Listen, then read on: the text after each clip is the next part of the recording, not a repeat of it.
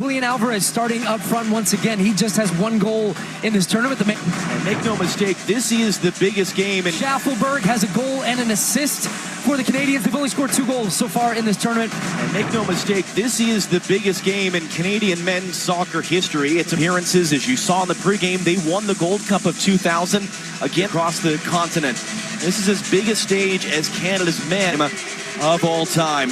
It is warm, it is humid, it is hard to control, and even that was the case last Thursday in Houston against Ecuador, until it wasn't, and they scored in stoppage time, and they very nearly won. Before Argentina being sent off, they scored just 1 goal, but it was enough in the win. DePaul clipped in towards Alvarez. Well, the hunger of Tagliafico there was impressive for Argentina on a heavily watered pitch.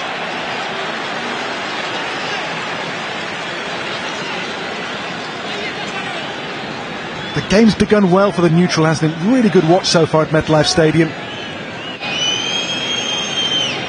We'll have the World Cup final here in 2 years. Johnston. Header on there for Carl Larin. Now Richie Larea for Canada. They've unsettled Argentina so far, the way they've gone about this, Canada. To be the one to pack the punch, and he's done precisely that in the game's 23rd minute. DePaul makes it, and Alvarez took this wonderfully. He scored to break their hearts in the first game on match day 1 in Atlanta, and now at MetLife Stadium the semi-finals first goal is scored by Alvarez and by Argentina. They jump for joy, and they have the lead in the first half. What a ball by DePaul to find him though, first of all. Alvarez, his goal in the group game, his first since the World Cup semi-final, by the way, for Argentina. Again, against Canada, has done the damage for the Albiceleste.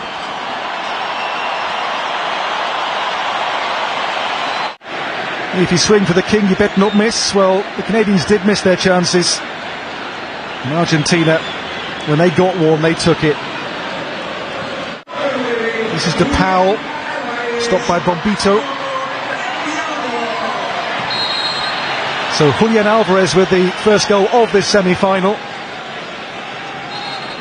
And the ominous things for Canada to think about here are the fact they don't concede goals. Argentina, since the World Cup, 18 matches, 1 defeat, but 14 clean sheets.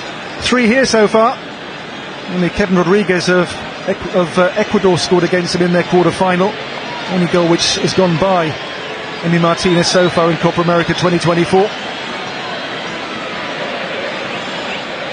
But they can't lose their heads here, the Canadians. They have to keep their focus and keep doing what they were doing so well for so long in this first half.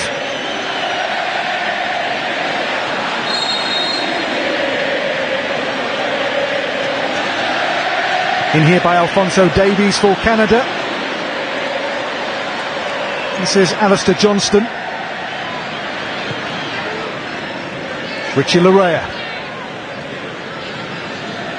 Johnston's cross. And too near to Emi Martinez. He has his very neat and patriotic hairdo again today. The flag cut into the side of his head. Goals in 54 last season across all competitions for Manchester City. Often in Erling Haaland's shadow at club level, but for Argentina, and this being it, through the legs of Maxime Crépeau.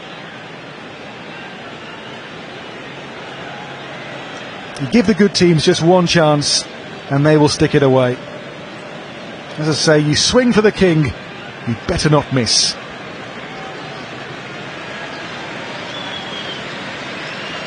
And Alvarez certainly did not.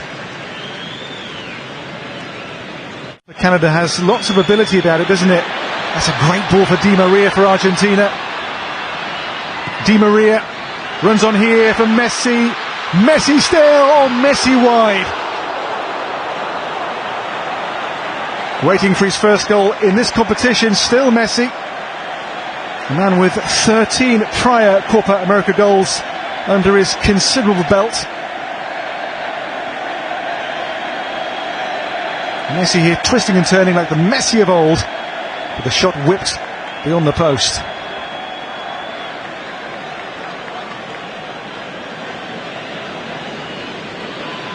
In the wake of the quarter-finals, he called Emi Martinez the best goalkeeper in the world. Rather Messi.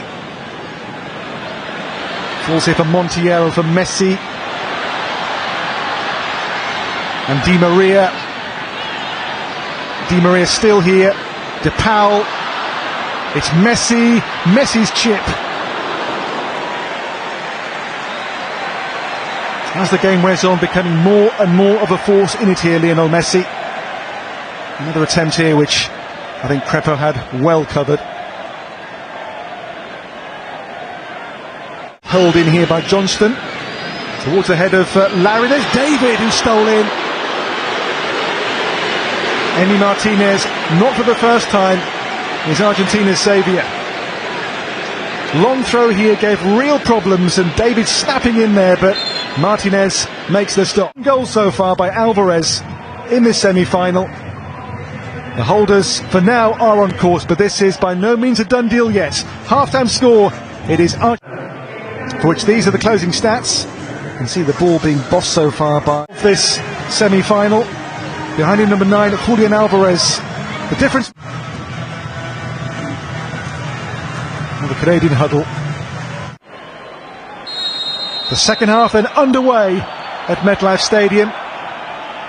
The lead for Argentina. A goal by Alvarez, who I think has won the free kick as well here. In the first meeting, it was a goal early in the second half from Alvarez, which opened up the Canadians in Atlanta 19 days ago. He's won the free kick here in a good position in the second.